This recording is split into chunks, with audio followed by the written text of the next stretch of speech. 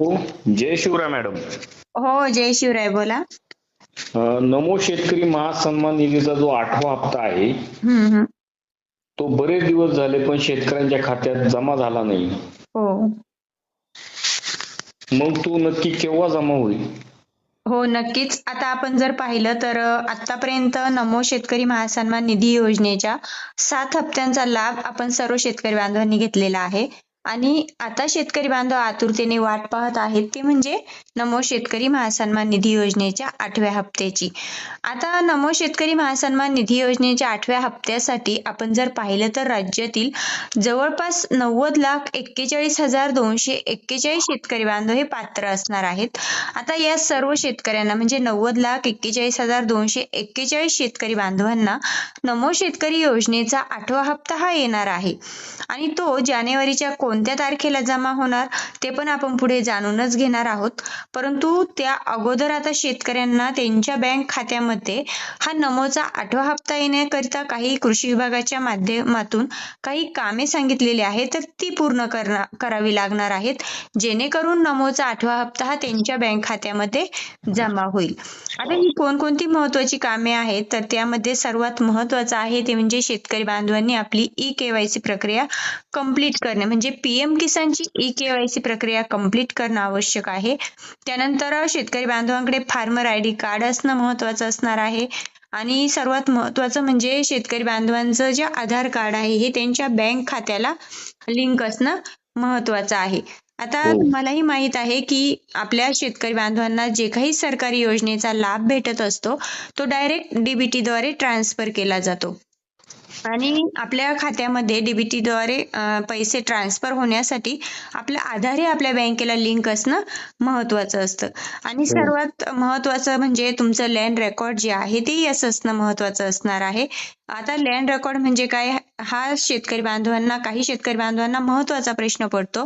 तर land record म्हणजे तुमच्या नावावरती जमीन असणे म्हणजे तुमच्याकडे जमीन आहे परंतु तुमच्या सातबाऱ्यावरती जर त्याची नोंद नसेल की म्हणजेच जमिनीची माहिती जर तुमची जुळत नसेल तर त्याला म्हणतात की लँड रेकॉर्ड हे नो आहे. आणि जर तुमच्याकडे जमीन आहे आणि तुमच्या सातबाऱ्यावरती त्याची नोंदही आहे म्हणजेच तुमच्या जमिनीची माहिती जुळत आहे तर मग तुमचं लँड रेकॉर्ड हे यस असणार आहे.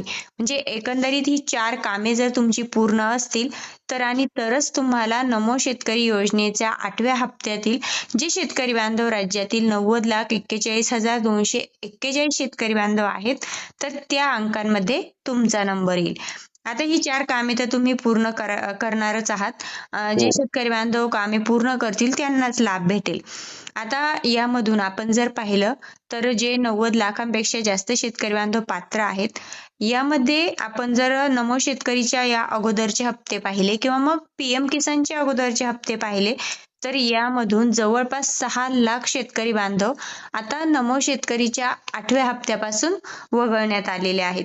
आता हे कोणते शेतकरी बांधव आहेत की जे 6 लाख शेतकरी बांधव वगळले ते सुद्धा जाणून घ्या. आता यामध्ये सर्वात महत्वाचं म्हणजे काही शेतकरी बांधव इन्कम टॅक्स भरतात तर असे शेतकरी बांधव सुद्धा आता नमोच्या 8व्या हप्त्यापासून वंचित राहणार आहेत.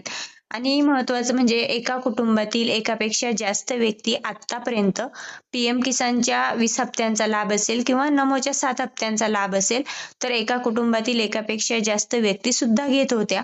परंतु आता पीएम किसानच्या 21व्या हप्त्यापासून या ज्या काही जास्त व्यक्ती आहेत त्या वगळण्यात आलेल्या आहेत.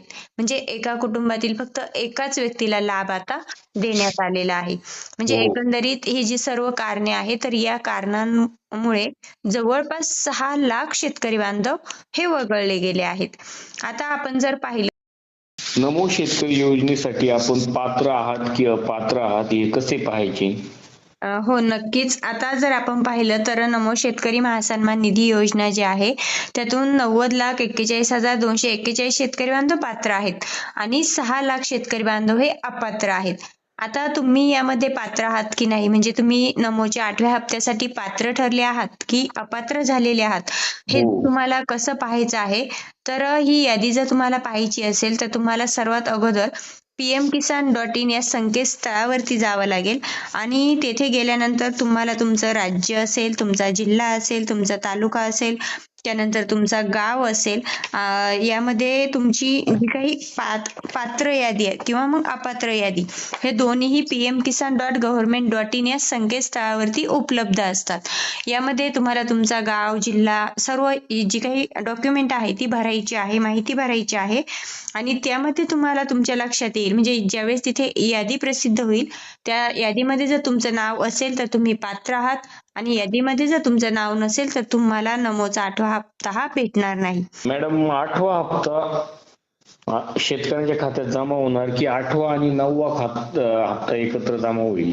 हो नक्कीच, हो नक्कीच. आता नमोद शेतकरी सन्मान निधी योजनेचा जो 8वा हप्ता आहे, हा 8वा हप्ता खूप उशिरा जमा होत आहे. म्हणजे एवढ्या कालावधीमध्ये तो जमा व्हायला हवा होता, परंतु तो अद्यापही जमा झालेला नाही. त्यामुळे तुम्ही जो प्रश्न विचारलेला आहे की नमो शेतकरी योजनेचा 8वा आणि 9वा हे दोन्ही हप्ते एकत्रच जमा होणार का, हा प्रश्न अनेक शेतकरी बांधवांना पडलेला आहे. तर खरं तर नमो शेतकरी योजनेचा जो 8व्या हप्त्याचा कालावधी आहे हा डिसेंबरमध्ये संपलेला आहे आणि 9व्या हप्त्याचा कालावधी आता सुरू देखील झालेला आहे. म्हणजे जवळपास आपण जर पाहिलं तर 8वा हप्ता हा शेतकऱ्यांच्या खात्यामध्ये इथून मागेच जमा व्हायला हवा होता, परंतु तो अद्यापही काही कारणास्तव जमा झालेला नाही. आणि मग आता जर आपण पाहिलं तर आता सध्या चालू आहे जानेवारी महिना आणि या जानेवारी महिन्यामध्ये नमोचा 8वा हप्ता हा शेतकऱ्यांच्या बँक खात्यामध्ये नक्कीच जमा होणार आहे. परंतु जर हा हप्ता जमा होण्यासाठी अजूनही विलंब झाला तर मग मात्र नमो शेतकरी योजनेचा 8वा हप्ता आणि नमोचा 9वा हप्ता हे दोन्ही हप्ते एकत्र शेतकऱ्यांच्या बँक खात्यामध्ये जमा होण्याची दाट शक्यता आहे. आता आपण जर पाहिलं तर 8व्या हप्त्यासाठी जवळपास 2,000 कोटी रुपयांचा निधी राज्य सरकारला लागणार आहे. परंतु हे दोन्ही हप्ते जर एकत्र शेतकऱ्यांना द्यायचे ठरले तर मात्र जवळपास 4,000 कोटी रुपयांच्या निधीची तरतूद राज्य शासनाला करावी लागेल आणि याबद्दलचा GRही निर्गमित करावा लागेल. आणि जर राज्य शासनाच्या माध्यमातून दोन्ही हप्त्यांसाठी जवळपास 4,000 कोटींचा निधी जर मंजूर करण्यात आला तर मात्र नक्कीच 10 ते 15 जानेवारी पर्यंत शेतकरी बांधवांना नमोचा 8वा हप्ता हा जमा होणार आहे. परंतु जर तोपर्यंत जमा झालाच नाही तर दोन्ही हप्ते जर एकत्र जमा झाले तर मात्र नक्कीच नमो शेतकरी योजनेच्या 8व्या हप्त्याचे 2,000 रुपये आणि नमो शेतकरी योजनेच्या 9व्या हप्त्याचे 2,000 रुपये असे एकंदरीत 4,000 रुपये शेतकरी बांधवांच्या बँक खात्यामध्ये जमा होऊ शकतात. हो, तर धन्यवाद. जय शिव.